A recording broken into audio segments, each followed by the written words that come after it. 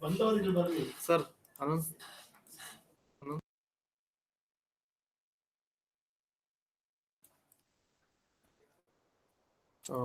Good morning, one and all.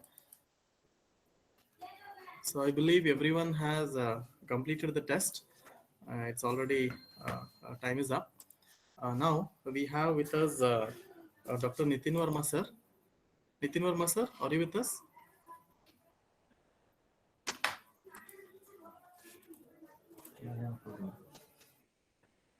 Sorry sir. Nitin Verma sir, are you with us?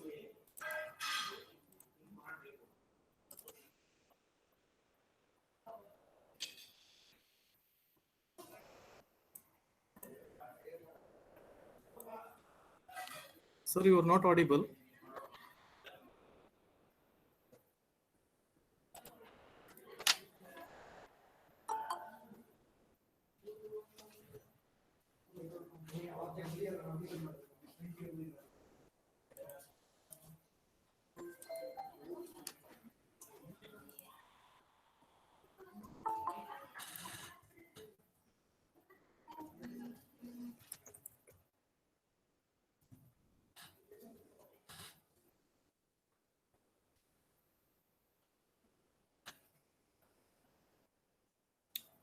Dear participants, there is a connectivity problem with Nitin Verma sir.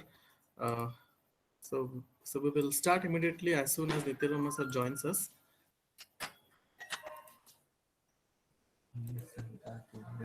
Uh, Sir, actually, we could not hear you.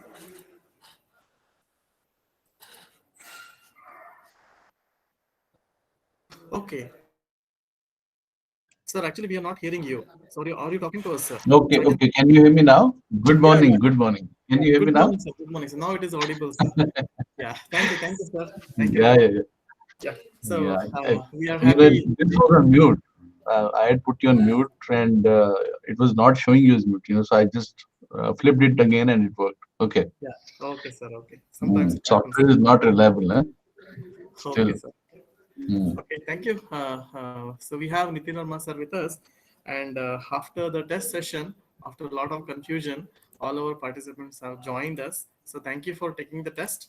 And now we open second session on day 5 with sustainable learning in current academic condition by none other than Dr. Nitin Verma sir. So it's over to you, Nitin Verma sir. Sure, thank you. Thank you, sir. And I will now switch over to my slide deck. So here we go. So quick confirmation, you can see my slides. Yes, sir. Okay, great. Okay, so welcome back to the final day, of the test match.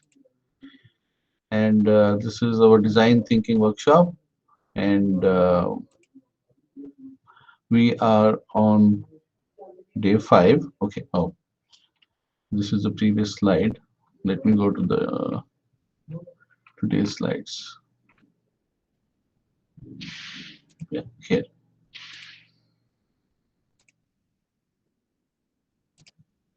Yeah. Okay, so today is January 22, and welcome back to this workshop. We are here, sustainable learning in current academic conditions. So I will start with this, and I will run you through what has been happening very quickly. It's going to be a little recap, and then we will step forward. So we know that so many engineering colleges shut down by 2018. This is 2021. Post-COVID, we don't have the data yet, so I've not shown you the data. But somebody was telling me, somebody I know in the AICT, they were telling me that they expect that the numbers will go up dramatically. Okay, so this is why I didn't give you a number there, but I'm telling you, if it was 800 before, this can go up dramatically now. I mean, it may not be 800, maybe 500, 400, but over the last 2 years, it had slowed down. Okay, so engineering colleges again may have issues. Now, why? What is the problem? With the sustainable education, are we able to sustain it? I mean, you can see all the signs written on the walls. over 80% of engineers are not employable. And this is not true only for India, by the way. Okay. This is not true only for India. There is a percentage of engineers not employable even in the US, by the way. Okay. But that percentage is much lower. That is why we talk about this education crisis in India, but we don't talk about it in the US because the percentage is lower. It's like 20% or, like that. Again, another reminder, more and more younger workers, even if they are educated, they're not getting jobs. Okay. So what has happened with the pandemic, and this is not the first or the last pandemic. I think all of us know now that we can expect throughout our lives more things like these to happen. Okay.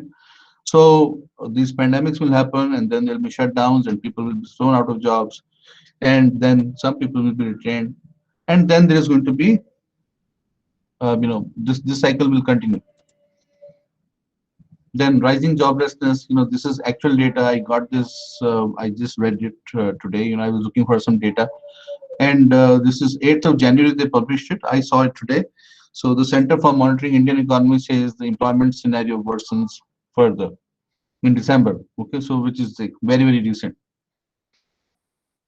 Now this is amazing that how many people are trying to get onto this train, right? So when I show you what I'm trying to tell you here, it's not only the train but also the jobs. So you can go to this link on your own also, but I'll just show you this link very quickly so that you will know when you see it. I'll just show it to you. I'm not going to read this article, okay? But this is the firm that 23 million Indians want to work for, and they have applied for 90,000 jobs. Okay, 23 million applications for 90,000. Now, all this is not so new information for us. I mean, I understand that, but it is important to put a perspective around whatever we are talking. Okay, and what is sustainability of education for us in India? What does that mean? The implications are, these are the implications. Okay, then, okay. So this is a question for the audience. Okay, so I want the session to be interactive. I've tried to make it fun also because we should, we are already under a lot of stress to learn this and learn that and do this and do that. So I just want it to be a little funny. That's why I put in some, pictures and, stuff, graphics like that. Now, question for audience. Which company do you think this one is? What is the name of the company?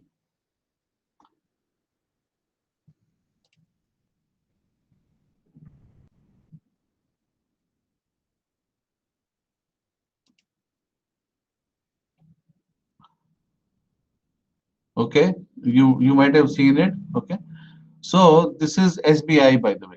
And why I brought it to this discussion of engineers and possibly management faculty, because 3,800 engineers are willing to join SBI as clerks.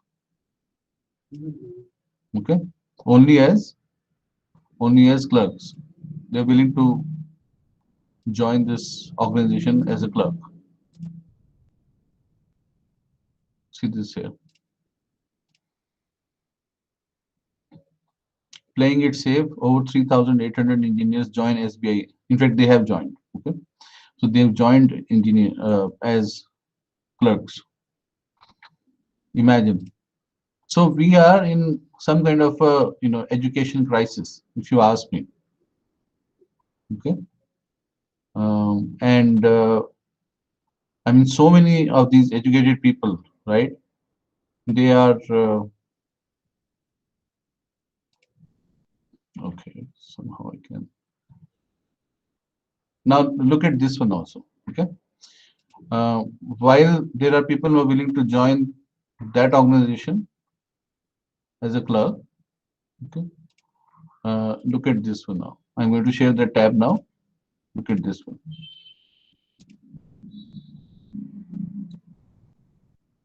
So this is railways jobs for 12th pass candidates, salary rupees 36,000. So to be honest, and I'm not going to ask this question in this forum here because different engineering colleges get different kind of careers and employments and different recruiters, right?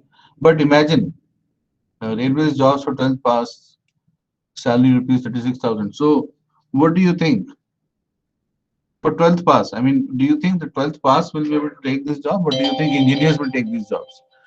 Because in a lot of colleges still, after shutting down, restructuring of the education system, whatever, right? Still, there are not a lot many colleges where this kind of a salary is being offered. Okay, so we are going to face a situation where you can basically it is summarized by this cartoon. Okay, so receive your certification of overqualification. I mean, you're doing something, but you're actually way overqualified to do something else. So this is the skill gap and the employability gap. And what is overqualification, by the way? Okay, overqualification is too qualified for a job, okay, or too many qualifications to make the same amount of inflation-adjusted money as, let's say, your grandpa. Okay, so after inflation adjustment, if somebody's got too many qualifications and has to still put up with the same kind of salary, inflation adjusted, okay, and especially too many qualifications to live the same lifestyle that your father, for example, you've seen, okay, nice, cool, easy life, okay, so that's no qualification. So in India, we don't have the numbers on these. I think the government has banned data publishing, of such numbers under some act, okay, recently. But eventually, I mean, when things get better, we will have some numbers, but still not this kind of detail. Okay, so in the US, each state is supposed to report this kind of data, where they indicate what is the qualification, what is the employment part time, and whether somebody is marginally attached to the labor force, which means working even one level lower, and whether there are some workers who have been discouraged and therefore they have stopped doing any, let's say, engineering job altogether. Okay, so they're left engineering and they're now into arts and painting and singing and music, all that. Okay. So again, another cartoon to make us all smile. This now, what is the problem with underutilization? So I picked up one aspect. I mean, this is a huge subject, okay, and which we are going to try and answer some questions for sustainability of this education and learning. Okay, so what is the problem that underutilization causes? It causes unbalanced workloads. You saw that empty chairs and responsible people. Okay, you can see high absenteeism and turnover. People will drop off. Then there is diminished work capacity because there's too much stress, and obviously the effect is that there is stunted skills development. People are not able to grow along with the job. So, what do you think this symbol shows you? Warning, jobs at risk, help wanted. What do you think this is showing you? This is actually showing us two things. Okay, it is telling us two things. One is this is a kind of a bot. Okay, so there are bots and robots and all kinds of automation happening everywhere. So those jobs are basically going forever. They will never come back. There are so many jobs that are going forever. So many of them. Okay, and there are no refills. In fact, if I click on this, you can probably see this. This article which is coming here. Just give me a second. Okay. I'll show you that one.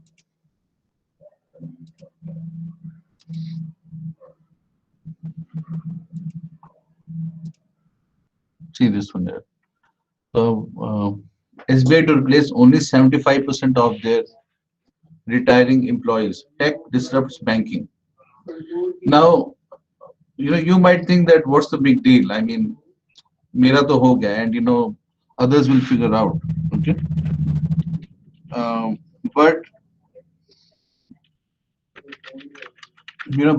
but if I was to tell you something about the US, okay, And when you step inside a bank,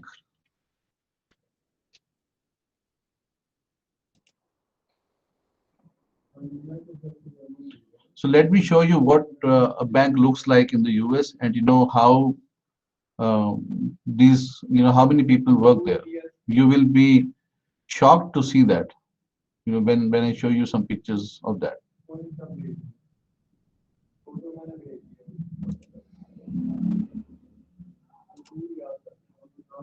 So I'm showing you this picture.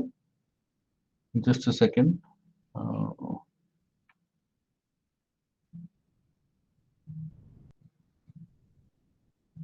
okay, so this one here.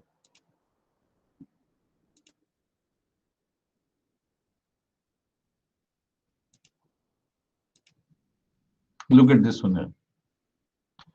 So this is a bank. Okay, it does all the services that you need, and there are branches of this bank like every uh, 3-4 miles. Okay, and there are just two people you can see in the bank. Just two people, just two employees. So what does this tell you? That if technology has totally disrupted the finance industry, totally. You are doing all your transactions online. You get your monthly balance report, your weekly report, your interest paid, this thing, that thing. In fact, the government of India has started a new initiative recently, which is about online digital account. So, does anyone know what is an online digital account, by the way, or is this something new I'm going to tell you? Yes, that is why Mr. Swami, right? They have weekly employment status in the US, right? So, does anyone know what is a digital online account in India? Does anyone know that? Or am I making you familiar with that by talking about it? Anyone, please?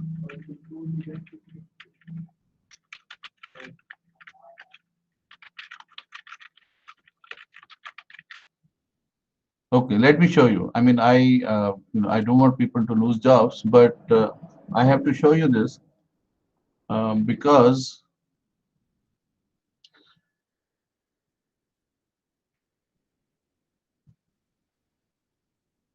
okay, here. Okay, I'm not selling for any bank or anything. Okay, so I mean, I can show you the results, and then I can take you to one specific thing. Okay, so Mr. Madhusudan says educate, so I'll do that. Yeah, thank you for your response. I'll just show you the Google results. Okay, I put online digital account opening. Okay, so you get Kotak, you get online account open, IN, you get Yes Bank, you get Axis Bank, IDFC First, okay, RBL, and so on and so forth. You get tons of these. Okay, so uh, let me show you what it is. It's amazing, so things are happening at a pace we can't even imagine. So look at this. Now I'm not advertising for them, by the way, okay? But and I don't have any affiliation with them, but I'm just showing you this. So this is their online account, digital savings account. You can sign up right away. Okay, account successfully opened. You will get all these benefits. And how do you open the account? And your FAQs. They've answered those FAQs here. You can look at this in your own time. I won't spend much time, but all you need is this is all you need to open an online account. This is what I want to show. Okay, the rest you can read. So your Aadhaar number, your mobile number, which is linked to your Aadhaar number already, right, and your PAN. So they need only two things actually: Aadhaar number and your PAN account number. And the third is already linked to your account, but you have to provide that, which is your mobile number linked to the account. Okay, and you can open any. So remember this, I won't tell you more about this. Okay, I'm not here to sell the service, but you can open any one Aadhaar OTP based account with any bank in India. Only one. You can do this only one. Why? Because they want to save banking industry jobs. Okay, that I'll be blunt about it. Okay, but the industry and the let me go back to the slides. in the meantime as I speak. So the industry is clear. This happened way back in the US. What is happening now in India? Okay. So there are no positions and there will be no refills. Period. It's complete automation. Imagine that you can open a bank account from your home right now.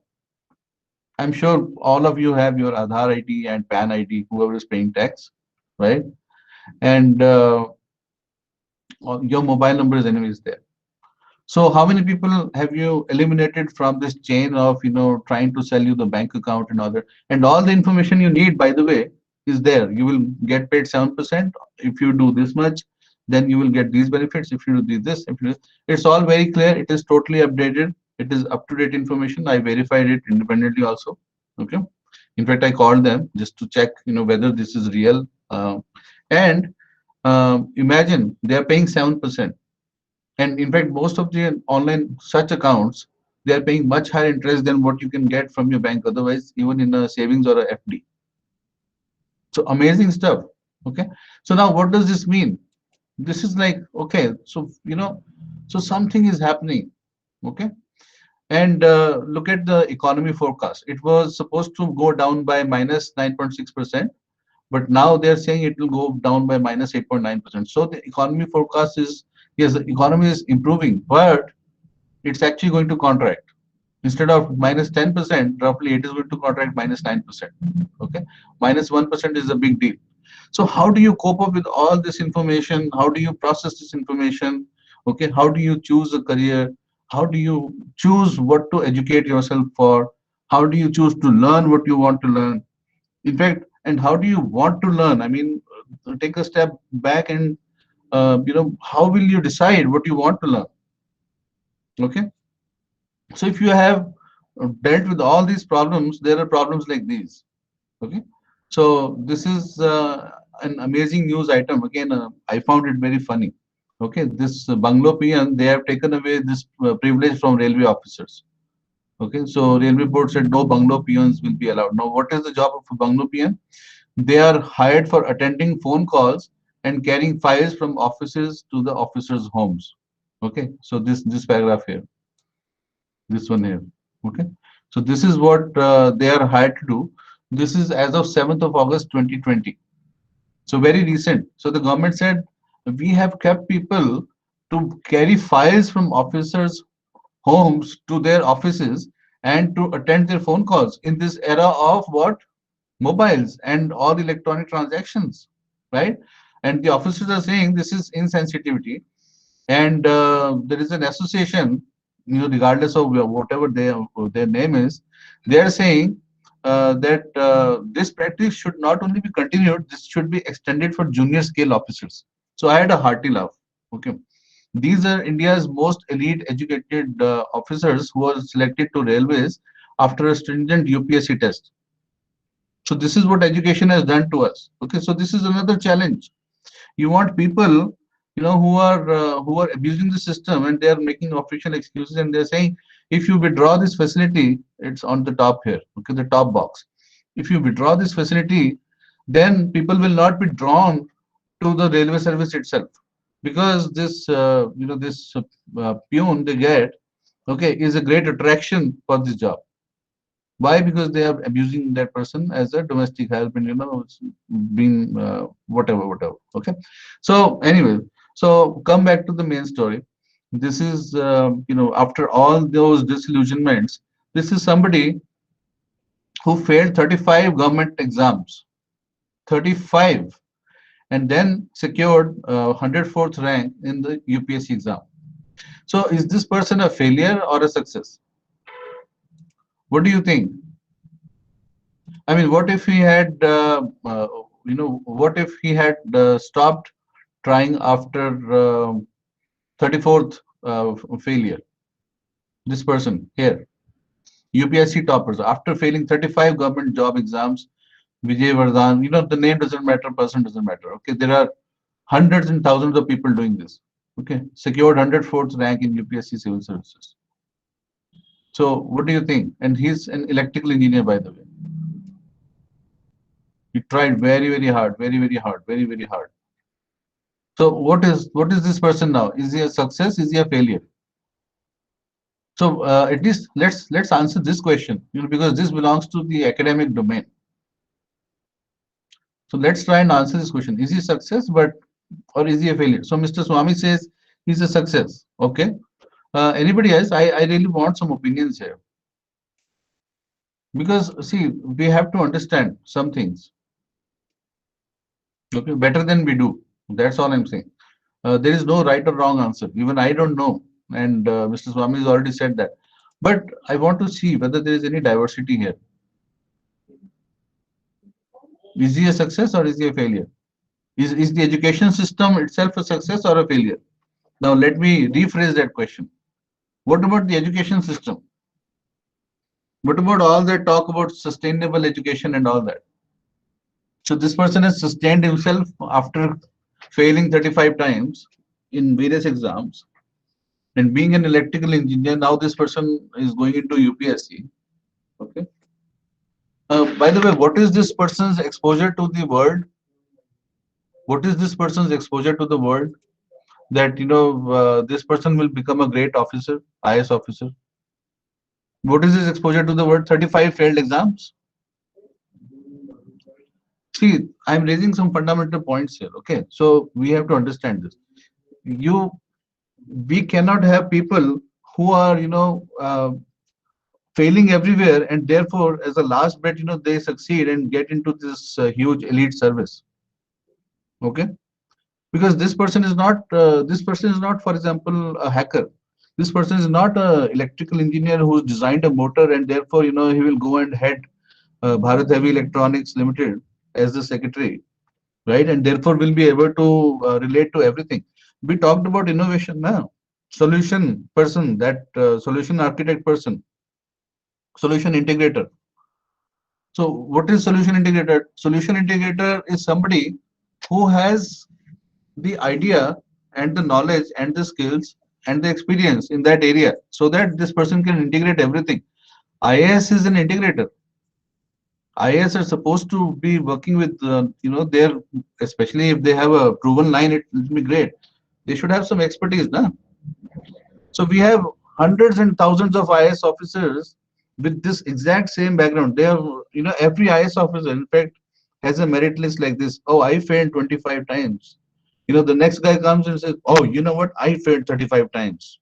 I did only this. The next guy says, you know what? You tried 3 years, failed 35 times. Now I hold the world record. I failed 45 times. And now I become, number one IAS officer in India. What is the point? What are we doing here? What will these people lead into? Where will they lead our country into? So I'm just throwing some questions. See, this is the problem about our understanding also. Okay. So again, no right or wrong answers. But what I want to do here is throw up some questions and hopefully change our perspective. And we need people who are experts in healthcare to lead the civic hospital, not somebody and anybody. Okay, we need people who are qualified and who are actually in charge of, let's say, the cyber system, so that our computers are not hacked. See, otherwise, what is all this discussion about innovation and sustainability of learning? We are not learning. Learning starts by identification of a problem, right? So today I've actually highlighted an issue which hopefully you will keep thinking about, and some of you will probably get into that level where you will be able to make a difference on this also. So let's continue. Okay, and not only is there a problem with the with the education system. This is from the Wall Street Journal, and this is as of April 19, 2019. Okay, last to last year. So why companies are failing at reskilling? Even companies are failing at reskilling their existing employees. And then they're saying, okay, bye-bye, leave us. So the problem, there are so many problems, and I will talk about some of the things that are happening, which are working out for the betterment of education. So now we will see, as we went down this curve, we will reach the bottom, and the bottom is the turning point, right? Where the slope of the curve changes. mathematics, right?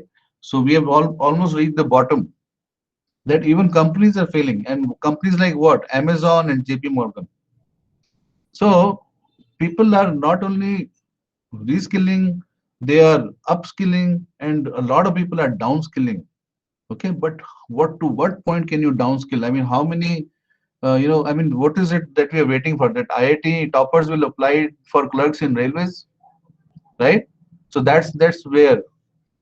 So now what is, so this is a trend reversal now. You will see we are going up the curve now. The direction of the curve will change to positive. Okay.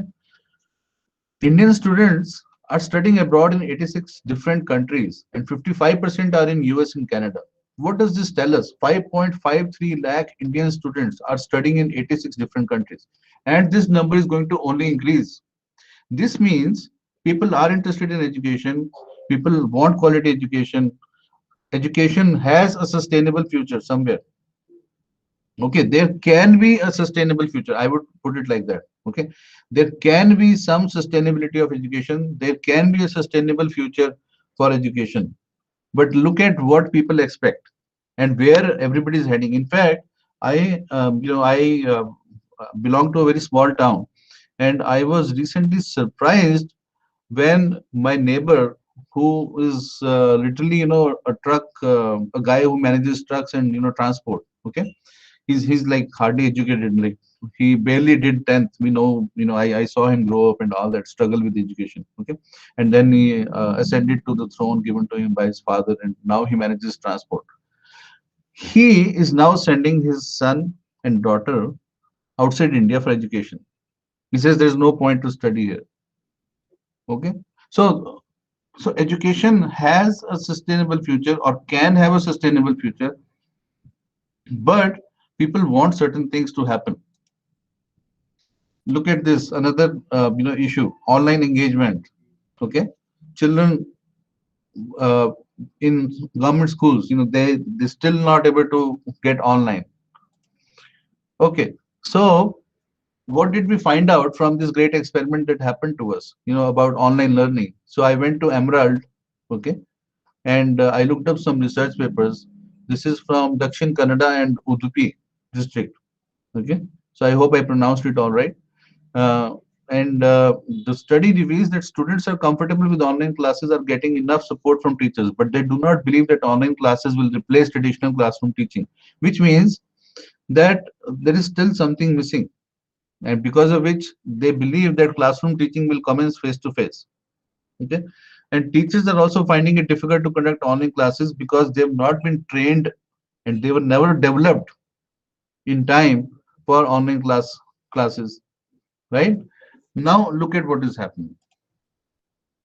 This is UDB's latest report. I just put it today. I took a screenshot today morning. I wanted it afresh. Okay, so this is April 30, 2020. Udemy report shows surge in global online education. So, I want to provide a very wide, complete picture of education. So you saw all that is happening, right? They don't want to study, colleges are closing, and people are running away from India. They don't want to get educated, right? And they are underemployed and they're underskilled, and even companies are failing at skilling them, and so on and so forth. But here is something which is working. 425% increase in enrollments. 425% increase. Okay, 55% increase in course creation by instructors. 80% increase in usage from businesses and who? Governments.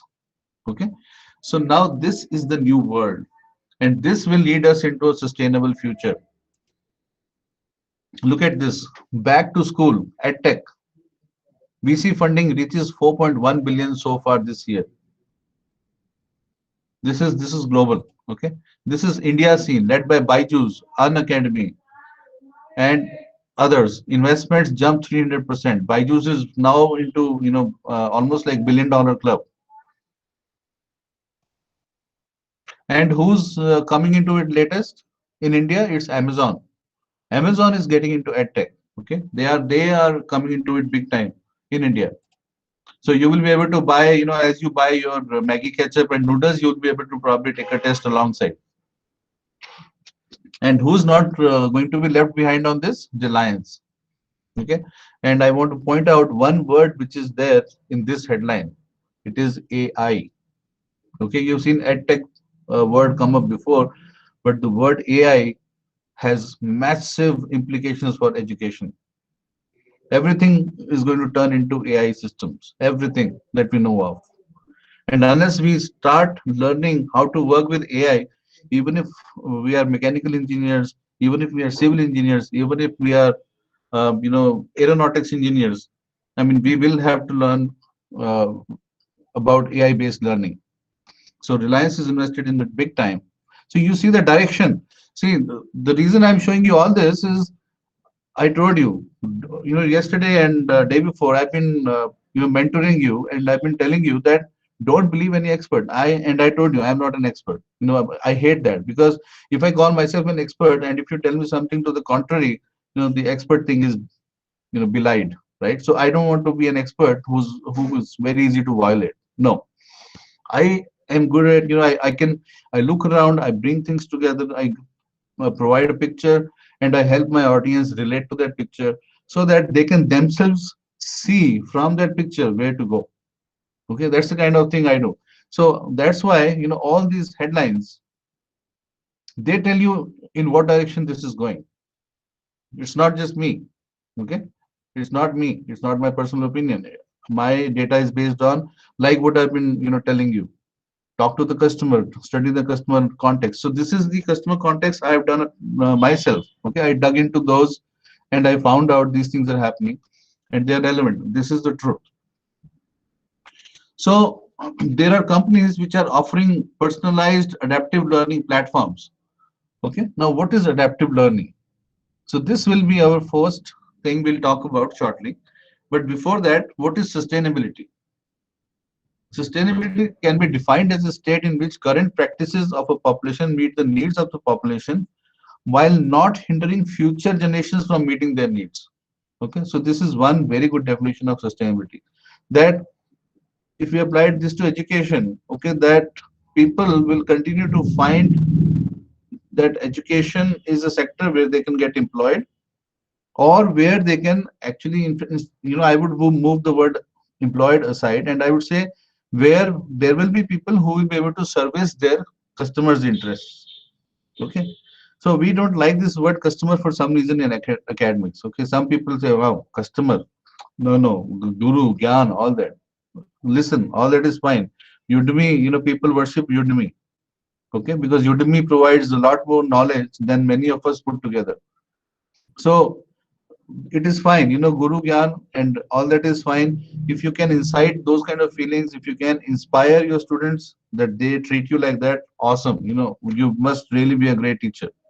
But for an average person, and for this fast paced life where the students don't have time to think of you as a great guru, it's okay. At least we have some value exchange, and as long as there is value exchange, they will respect you, they will value you. That is why they value Udemy. I showed you all these headlines of edtech and AI startups.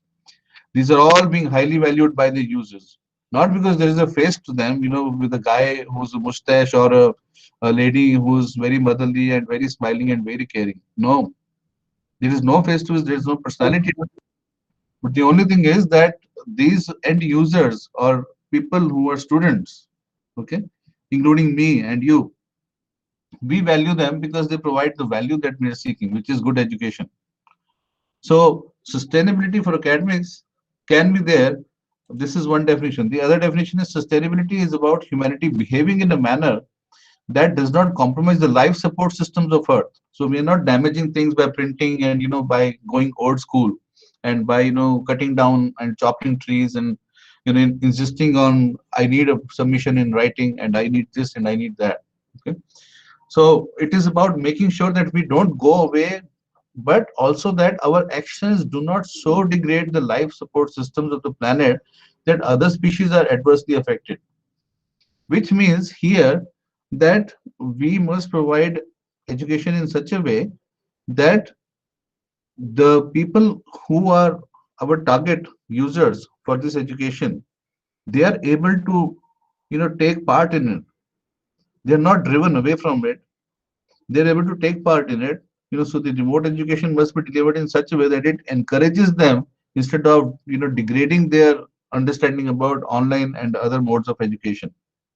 Okay, so eventually this is how sustainability can help us. So what is sustainable learning then? So for that, there is something called a sustainable learning framework, which was created by an organization, and I happen to know this organization for some time. So fortunately for me, I took a few cues from very deep work that they have done in this area. So what they found was most professional learning lacks a focus on practice. Practice means applied knowledge, and that is where you have all those gaps where 80% people are not employable. Okay. Quality, what quality? Indicators, standards, and assessment. So what are indicators and standards and assessment? Okay, so indicators are which things that tell you where you are and where you need to go. Standards are like you should have at least 80% knowledge of this area in order to proceed to the next area. And assessment, which we all know what is assessment. We are academic people. Now, equal access in real time, okay, which happens in the classroom, by the way, because there is one faculty and there are multiple students, and everybody has theoretically everybody has equal access to the faculty. Okay, so this is not only in online context but also in offline context. Although it says on any device here, but when we were in a discussion, we were talking about it. This even applies offline. So equal access in real time, embedded in work. Okay, embedded means in their routine they should be able to do it, and on any device which brings it online. Now, adaptable across contexts, and languages, which means if somebody is coming from a pure, let's say Marwadi family, okay, we say so if this person has absolutely no knowledge of engineering, there is no family background of science. If somebody is coming from a painter family, okay, but there is no context for engineering at all. So these are different contexts of students. I talked about these contexts, the three types of contexts in my presentation 2 days back. Then content, adaptable content, based on how much can you bite. And languages, what language do you understand more? Because language is the medium of exchange of information. So insight from data, reflection and community. Insight from data means learning how the students are performing, or how somebody is doing. And reflection and community. Community is if somebody has a problem, can somebody else help that person? So that's the community. Okay. Now this person who is going to help may not be the faculty alone. This can be another student. So have we been investing in creating those communities so that if there is no faculty, at least informally students can talk to each other and get their issues resolved. Then modularity. Now modularity is very important for a personalized approach to learning. Okay, modularity means that yes, if I done this module, then I can do the next one, then I can do the next one. So I won't emphasize this point here, but we'll come to it later. So sustainable learning is learning for good. It improves outcomes for learners in all contexts and investments by organizations that result in measurable sustainable impact. So how does this work actually? It weaves and integrates various learning traditions. Okay, so these are the things you can use. These are a few rules that you can keep in mind, which will help you to create a sustainable learning environment. So it weaves and integrates various learning traditions, including individual, organizational, systems, social, and blended learning. Then it also harnesses the digital speed of knowledge creation and the subsequent acceleration of learning cycles. So this point is again very important. Harnessing the digital speed of knowledge creation, which means that knowledge is being created at a fast rate. Ecosystem, needs to be created. Yes, Mr. Swami is saying, right? So after we need to capture this speed of knowledge creation. Knowledge is being created at a tremendous pace now. What we knew yesterday about a robot has changed today. There are new types of bots. So we as faculty members, we need to harness this speed. We need to bring this knowledge to us quickly, and then we need to assimilate that, digest that, simplify it, and then serve it to our learners or students, so that they get accelerated learning cycles, which means they don't spend the same 2 years on the subject that you had to spend, or the 3 months that you had to spend. You can now deliver this as a workshop in 5 days. That's what it means. Okay, so it leverages the proliferation and free flow of curated content that allow learning and knowledge sharing to occur anywhere, anytime. So student with all the digital access is able to leverage that free flow of curated content, which means that there is a platform like Udemy. Once you sign up, there's a very small fee to pay.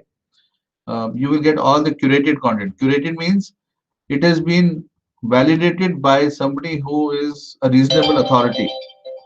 Okay, it has been validated by somebody who is a reasonable authority on that subject. So if you have that, then and only then can you say that you have curated content, because this content has been looked at by an expert, and it has been kind of certified that yes, this is valid content for this subject. And now student can learn from one article, from the next article, from the next article, and so on and so forth. So this is free flowing. And knowledge sharing to occur anywhere, anytime, which means there must be sharing involved. Because when I find something exciting, I want to share it with somebody else, like I shared with you about the digital account today, right? So this is a relatively recent phenomenon. Not many people know about it, but it is good to know anyways. Okay, so thrives on the use of personal reflection combined with reflective communities of practice that allow multiple practitioners to reflect with one another. So what does the word reflection mean here? What does that word mean here? It means, reflection means looking at yourself in the mirror, right? And then looking at yourself, how you look, what is good or bad or whatever. So the same concept applied to academics. When you do a personal reflection, you are actually identifying your SWOT, strengths, weaknesses, opportunities, and threats. And you can do this together also with supportive communities of practice, okay, where people are actually trying to do things. They say, listen, I know you broke your phone while trying to make it work with the bot. That's okay. Try it this way. It might work. So those are communities and communities of practice, okay, which allow multiple practitioners to reflect with one another, so that the learning curve is accelerated. So the goal is often not so much to see what no one has seen, but to see that which everyone else sees in a totally different way. Okay, I found this quote to be very interesting.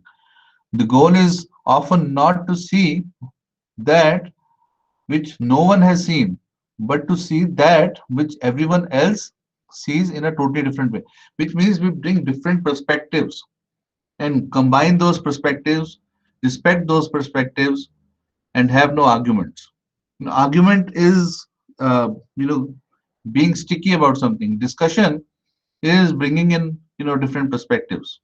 So let's have discussions. Let's not have arguments. Let's not be sticky about things that my way is the only way. Otherwise, it's the highway. Okay.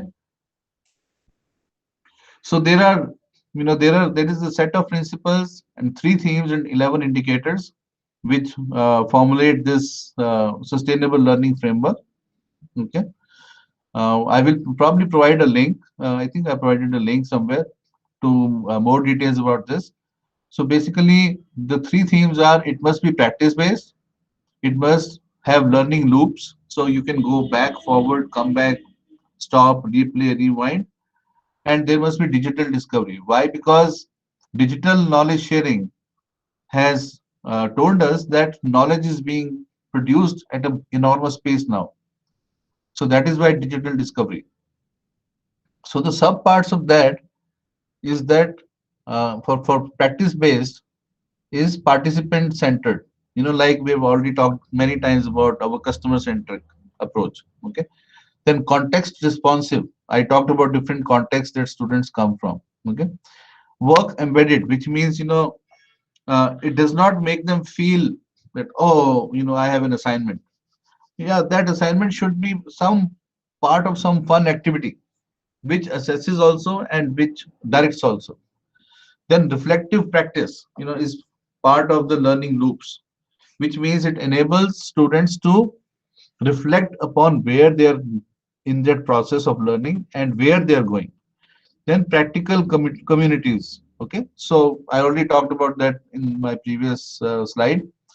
Um, Practice communities are basically those where you can get nudged by somebody else about something that you're doing wrong.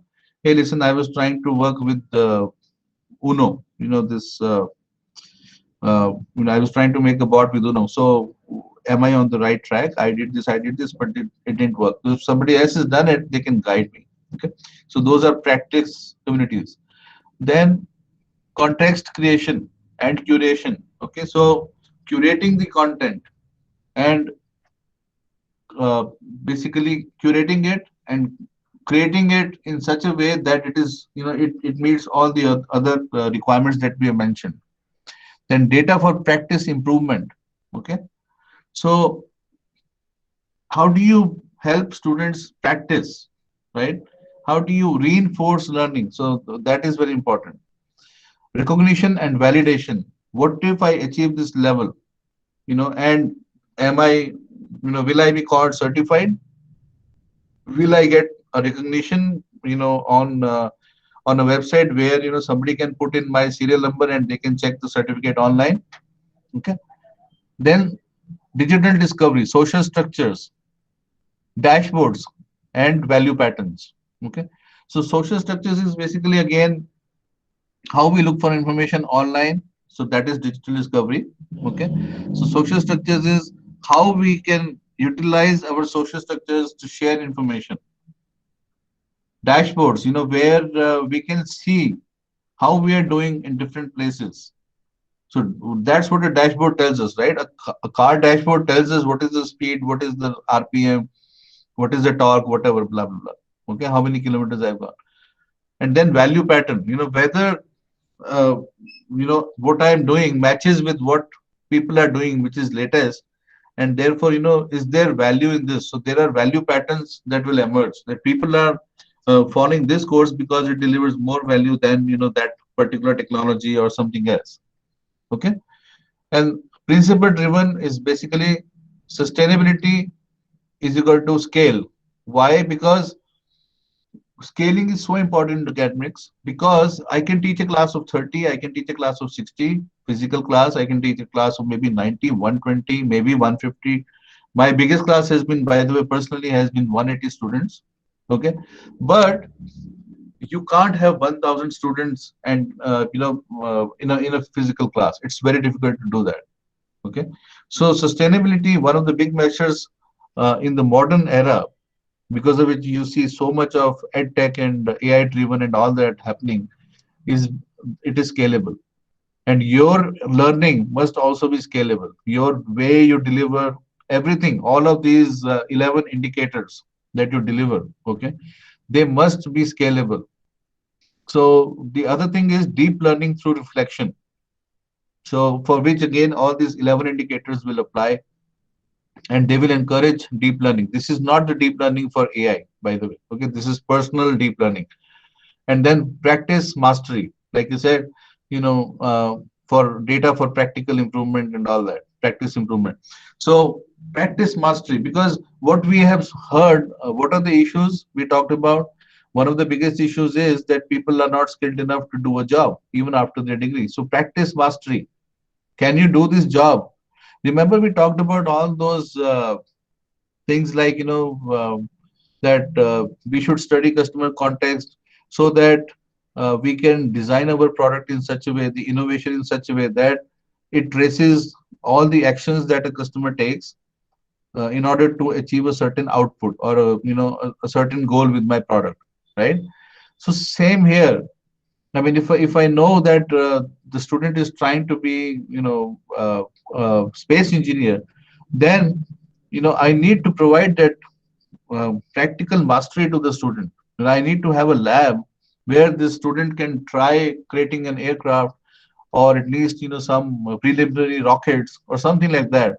And therefore, the child or the student or the learner, sees fulfillment of learning thirst, right? So this is that framework. Now, learning loops are the process mechanisms of sustainable learning. Okay, these include reflective practice, practice unities, content creation. We have already talked about all this. Okay, so this is an internationally recognized problem, by the way. Okay, that um, there are a lot of challenges in trying to serve each student to their goal. Why? Because each student is different. Okay, and each student wants to be something else, and each student comes from a different background, from a different context, and each student has a different brain power. We are not computers with seventh. All of us do not have like seventh generation i7 quad core, 2820. I mean, seventh would be 7840 processor. Okay, we are not all the same. We don't all have the same 16 GB RAM. We don't all have the same version of Windows. We don't all have the same, whatever. We're not computers. We are people. So that is why, it is very important to understand this, that how to serve a student is now becoming the central question for sustainability of learning. And that is why you see all these online platforms, they are able to do this in a way that traditional practices are unable to do. And by the way, there is a term for students with limited or interrupted formal education that is known as SIFE or S-Life. Okay. So students with limited or or interrupted formal education, which means anybody who's not really coming from a background where they are well supported. I mean, you can put a lot of students into this definition. And in India, by the way, I would put a lot of students into this definition, even if they are 12th pass and we have a minimum 60% percentage for my engineering college admission. Even if even then, I would put a lot of students from every batch into this. Okay, because they have limited perspectives. So a key question is, how did you incorporate reflection into the learner experience? This is very, very important. Okay, this is where online platforms are doing very well. Okay, and they will continue to beat us till we bring the human touch. So it is up to us. We always hear this: be a good human, listen to others, be sensitive. Try to give them an ear and listen to their problems. Over a period of time, some of these values, they gather dust. Even though we have those values, and probably somewhere, there was some insensitivity developed as human beings. But the only way to beat a computer in education is by bringing in those human values again, by being very sensitive to your students, by being sensitive to their context, by helping them reflect, by becoming their enablers, so that they run to you instead of they going to a computer. See, otherwise, all of this is going to the bots. Okay. You've seen how much money people are pouring into automation of education. So practically, I mean, I was in a discussion with the university in Rajasthan, which is run by a corporate house, and actually they had asked me to, consider a pro vice chancellor position there. And then, it's another thing, I didn't want to relocate because I live almost 800 kilometers from there. But they're a corporate house. Okay, and they were headed by now they were headed, I can't give you the name. Okay, but they were headed by the young scion of the family who had been educated in the US. Okay, and his question to me was, I mean, we are well known to each other, so he was quite frank with me. And his question was, sir, is it possible that I may not have any, or I may have very little faculty in my new engineering college, and as an experiment, we will take courses from all over the world for different subjects, and we'll take the best courses, and we'll have practically very little faculty. So I said, really? I mean, how is it going to work in India? He said, well, that's what I've done in the US. I did this. And, he was talking about himself. And I realized because I lived there. Okay. I know what he was talking about. And I was like, for one moment, it struck me and I was like, oh my God, this is going to happen because this guy has got this in his mind. Sooner or later, he will find out a way to do this, and there go all the jobs. So, what does this tell us for sustainability of education for two faculty? That faculty have to be more human. You have to be more kind. You have to bring what is human inside you. If you don't bring the human inside you out, the computer is going to take over. So you have to help your learner, also be human. And what is being human? Where does being human beat a computer? In reflection. We can think faster than a computer can think. Still, especially we can reflect on our mistakes faster. A computer needs a sensor, and a sensor needs maintenance, and a sensor needs upgrades, and a sensor needs software, and a sensor can be hacked, but you can't be hacked as a human. So you need to bring this into yourself, and you need to bring this into your student, your learner, as a human. If you can do that, if you can put this one and one together, the computer at best will become your friend because you will be the guru, you will take the knowledge, and you will be interested to take that knowledge, transpose it, decipher it, and do whatever, and then deliver that knowledge to that human who's the learner. Okay, so this is the best path forward for sustainability of education. Otherwise, already told you what a lot of people, the new science of the families, these corporate families who have studied in US, what they're thinking about.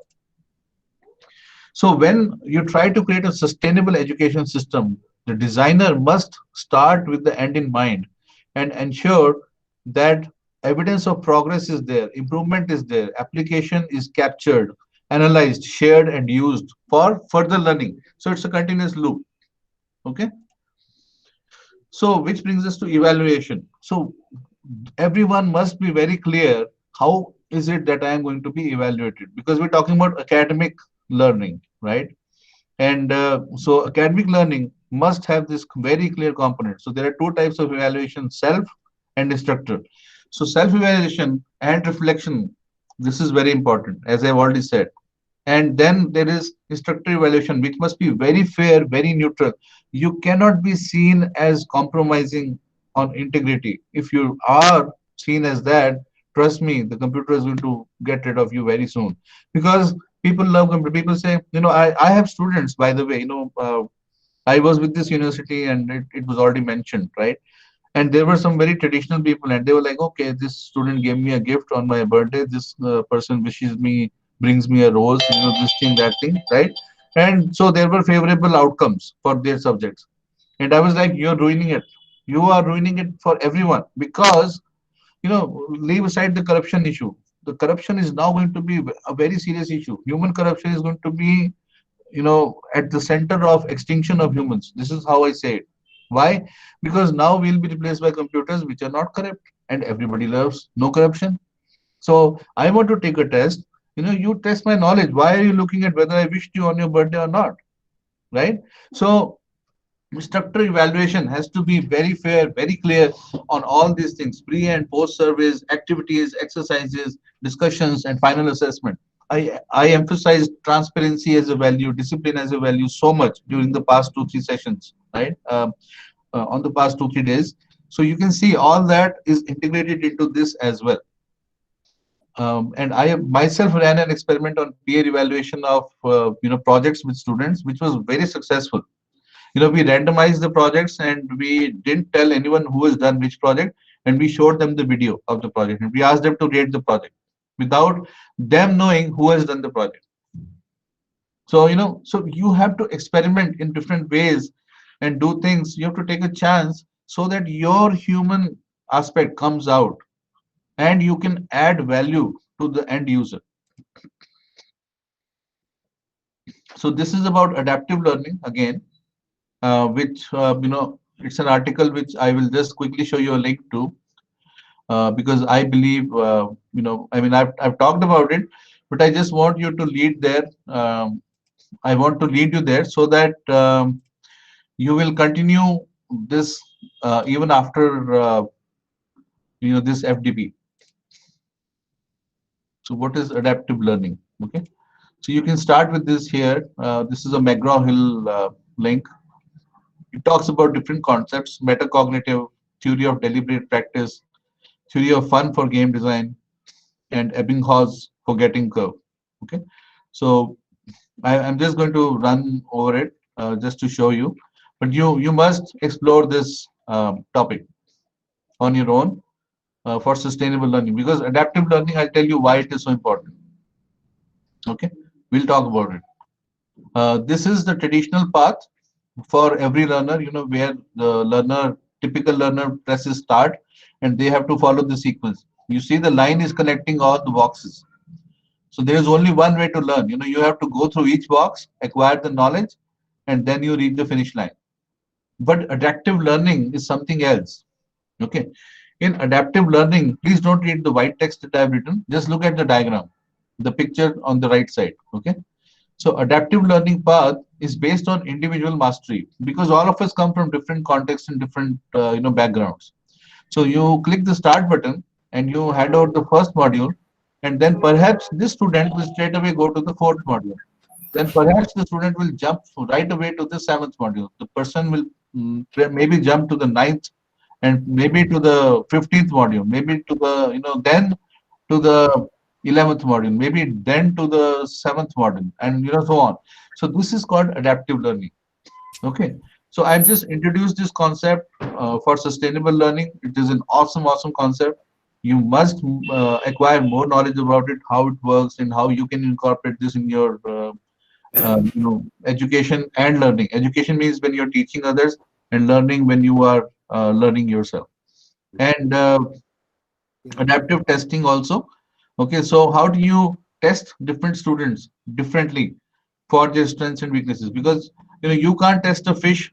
You can't tell a fish that you can't climb a tree. Okay, you're a failure.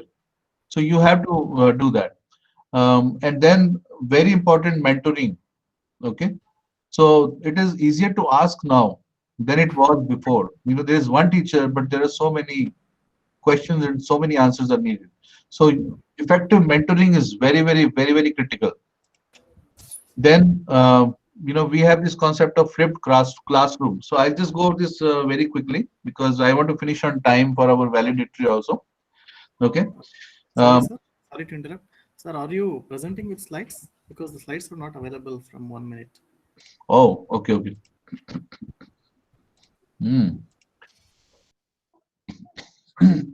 Okay. This one everyone has seen? This Yes, one? yes, sir. Yes, sir. Okay. So this one, this is the adaptive learning path. Okay.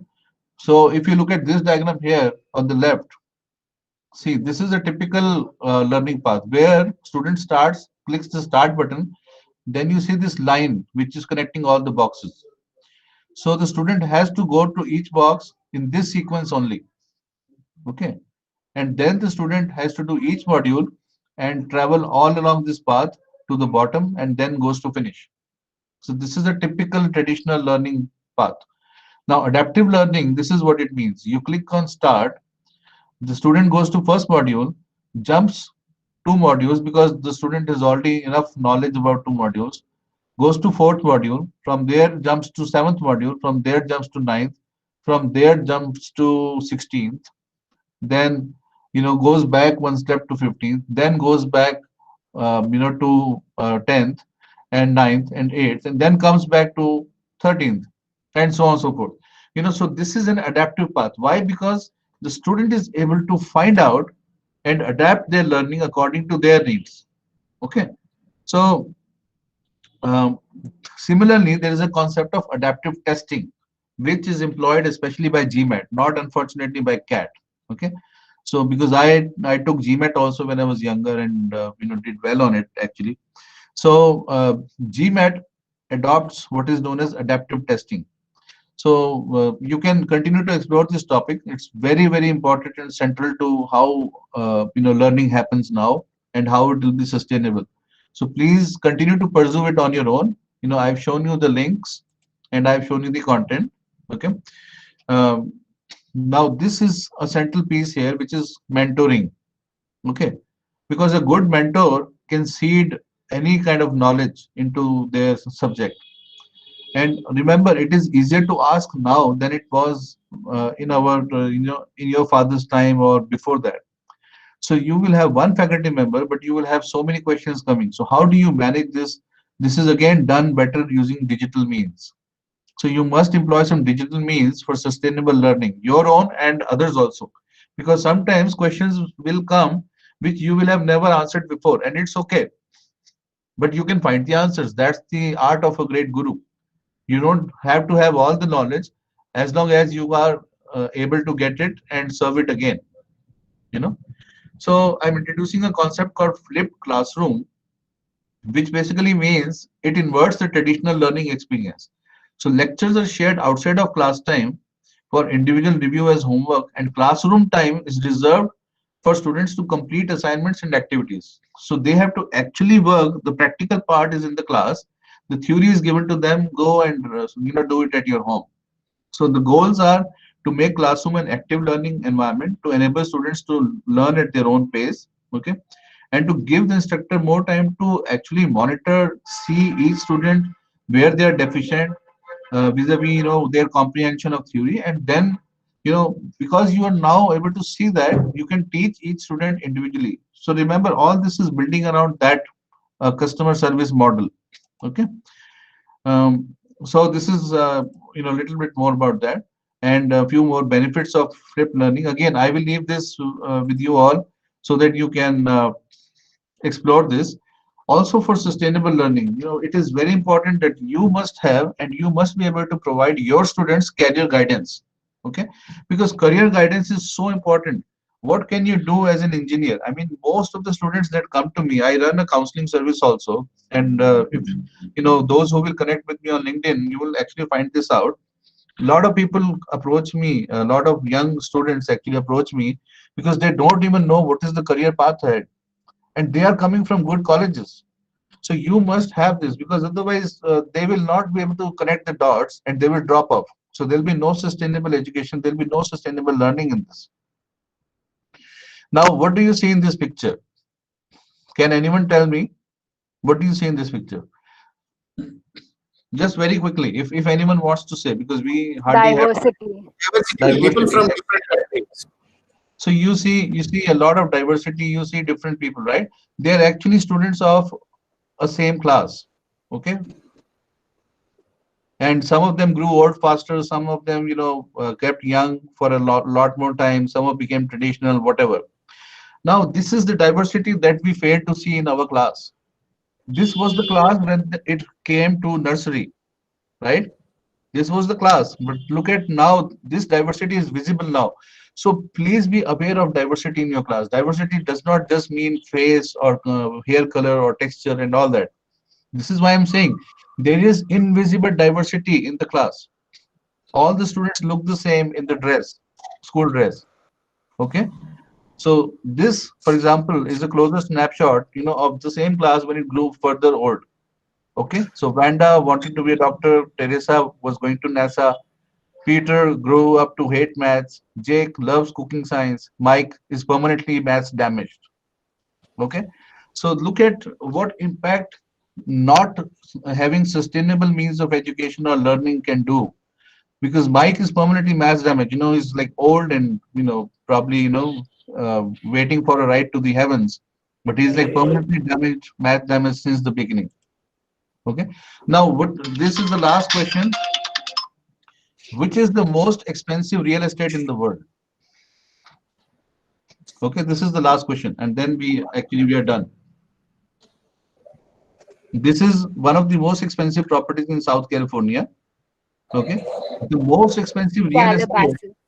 the most expensive real estate is actually your mind, your brain. That small space in your head is the most expensive real estate for you, because if you can fill it with good thoughts and sustainable learning and create a path for that, you will be in awesome shape throughout your life. Okay, so with that, I close this session, and hopefully you have picked up quite a bit on sustainable learning. I shared that framework also. and I shared some good practices. I talked about different approaches, including flipped classroom and adaptive learning, and I gave you examples of why those are successful, right? So hopefully you will be able to take on from there and do very well. So I hope you will all be very successful. Thank you. And if there is a question, we can take now.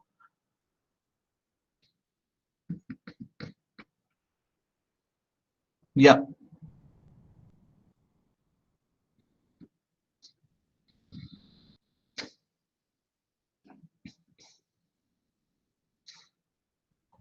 Yeah. Anyone?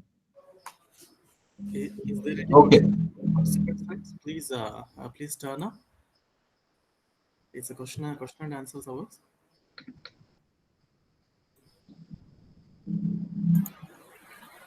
Sir, I have a question. Swami here. Yes, please go on, Swami. Yes, sir. I want to ask, in this hurly-burly world of day-to-day life, okay, whether it's a Right. teaching or in the industry, how Hmm. can I always, sustain that design thinking in my mind, or keep myself always well planned, so that I am not bogged down with the stress or the kind of uh, targets, or kind of so much of disruptions that are happening in my mind every time. How can we do that? Okay. So your question is basically in How this to in this sustain? Yeah. atmosphere, right? Yes. Yeah. Yeah. So so the challenge is basically what? The challenge is that how do you stay focused, right? Yeah, that's right. So actually, let me just pull up one thing very quickly, and I will state that as an answer. It's another thing I do sometimes, okay? Because I do mentorship, so I have this very quick slide which I'll show you, and hopefully that will lead you on that path.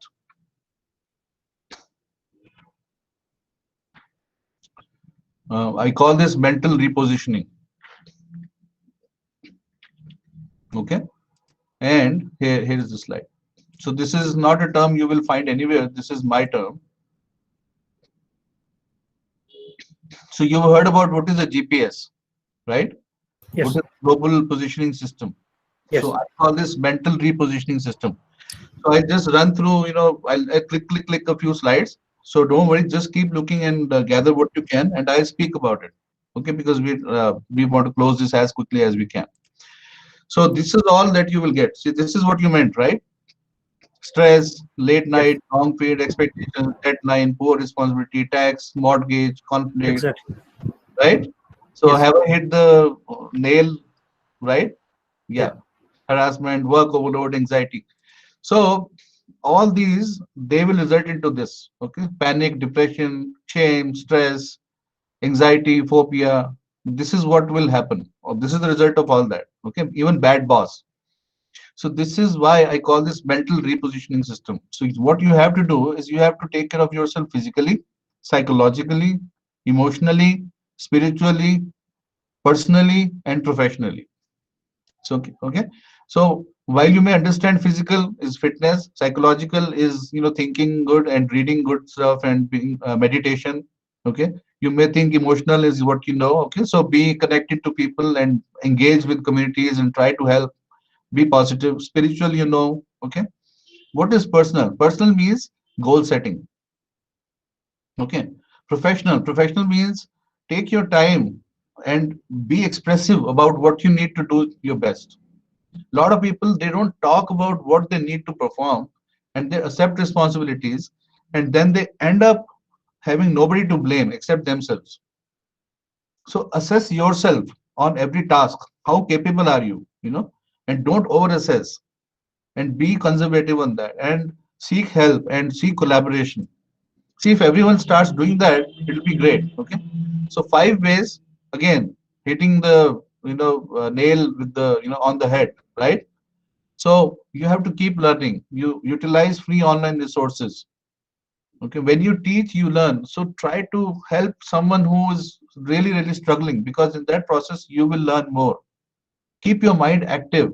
Okay, engage in new challenges. There are contents that are happening, there are challenges that are happening. Then this is a fact, because I've lived in America. Okay, so this is a fact. 44 million out of almost 250 million or 300 million of the population, they get a serious mental health condition. America is a country of loners. Okay, this is a well-known fact. We are lucky in India to have family and friends around us. And yeah, I mean, you may not have a lot of good friends or a lot of family around you, but that's okay. We still have some social support system. So the rest, I would encourage you to build those systems. Okay. Then there is something called mental health first aid training. Okay. So I talk about it separately, but I'll just tell you, this is with somebody else, and I'm not part of this, by the way. I'm not part of any of these advertisements or these organizations or whatever. I just brought these posters because I like them, and they kind of speak what I want to speak very concisely. So what is mental health first aid training? That if somebody puts you down, don't get hurt. This is the first aid. Okay. So because if you will feel down, you will come back cursing yourself or the other person, and then you will forget that you wanted to study and upgrade yourself. So you have to commit to that path. These are some signs of self-growth. Okay.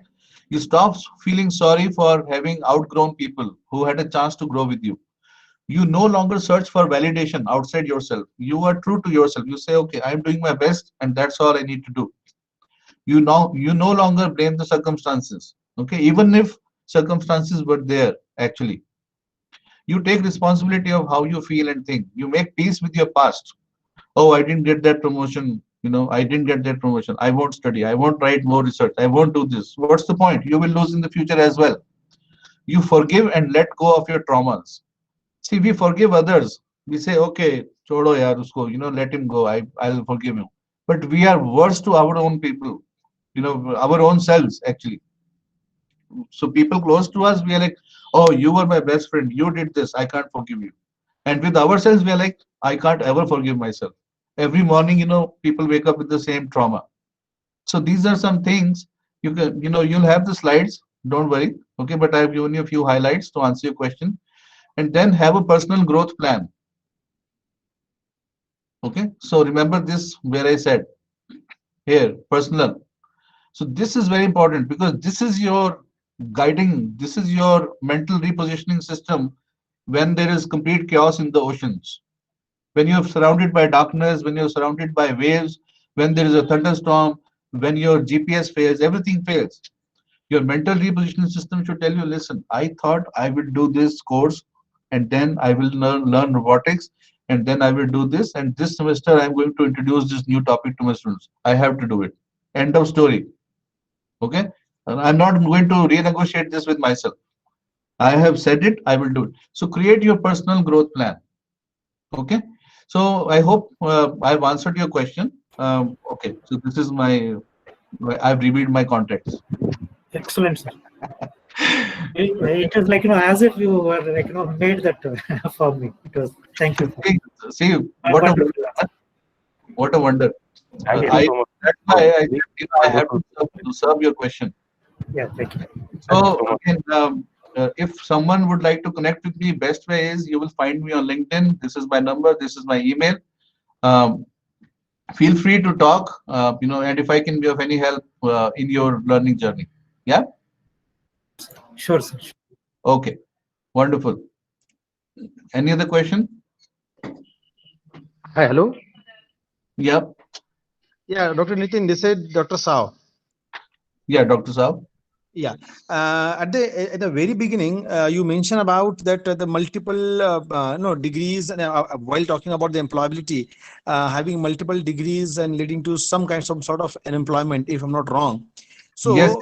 I is supposed to ask that, are you trying to focus on product depth instead of product length? Product depth and width, both.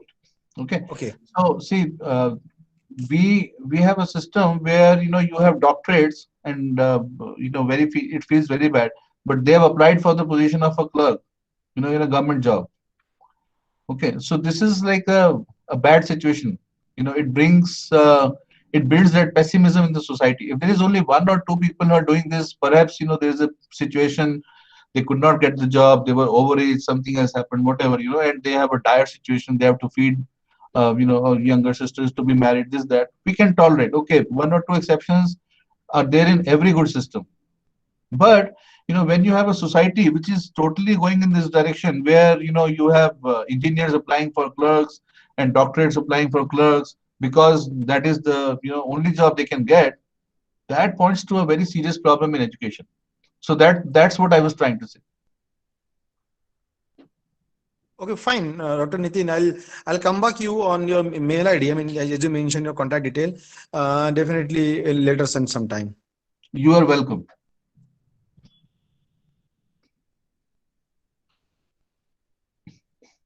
Yes, somebody else is on the camera too.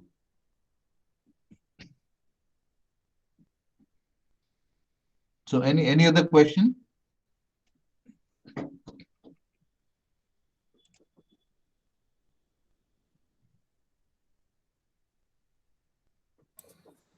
Okay, if there is no questions from the audience side, so we will summarize this session. So we have to rush to the valedictory function. I briefly summarize what has Yes, happened in some this of you session. may feel very cold when you look at my picture, because I'm in a cold zone, by the way. I'm very close to the Himalayas. I'm in the north zone, very close to Himalayas, very chilly situation there. So don't feel cold when you look at my picture, okay? Okay, sure, sir. So, Yeah, sir yeah. talked about the present day situation on the pandemic job crisis. He talked about a bank. He took the example of the bank with minimum employees, but still bank functioning as any other normal banks. He talked about the online saving account. So he had concluded that the less human resource with latest technology updates in the bank was successful for the bank.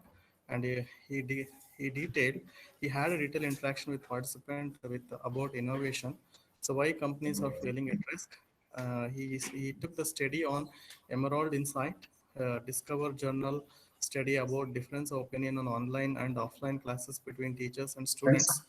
He took the case of Byju's, and he took the concept of principle driven three themes, 11 indicators and value patterns. He took the concept of learning loop mechanism, and finally he concluded concluded with difference between human teacher and computer teacher, and who is effective, and importance of fair and unbiased evaluation.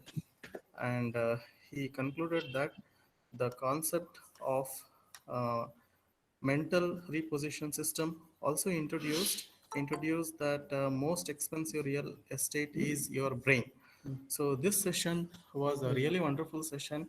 As a teacher, I really enjoyed this session, and I hope this session is very useful for all the teaching community who has joined with us in this FTP. So on behalf of Department of Mechanical Engineering, on behalf of all the participants, on behalf of all the coordinators, I wholeheartedly thank you, sir. Thank you very much, sir, for your session. Sure, sure.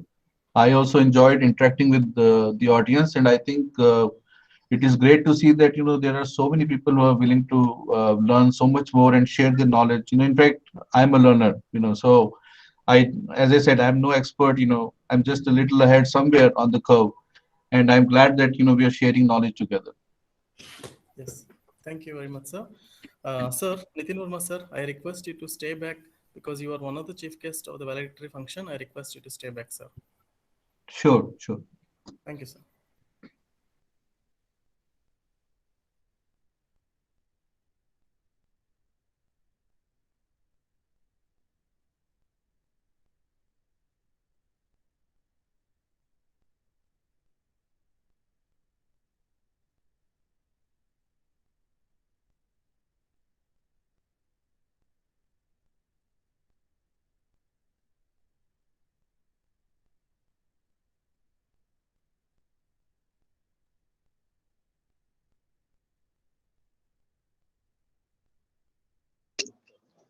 Hello.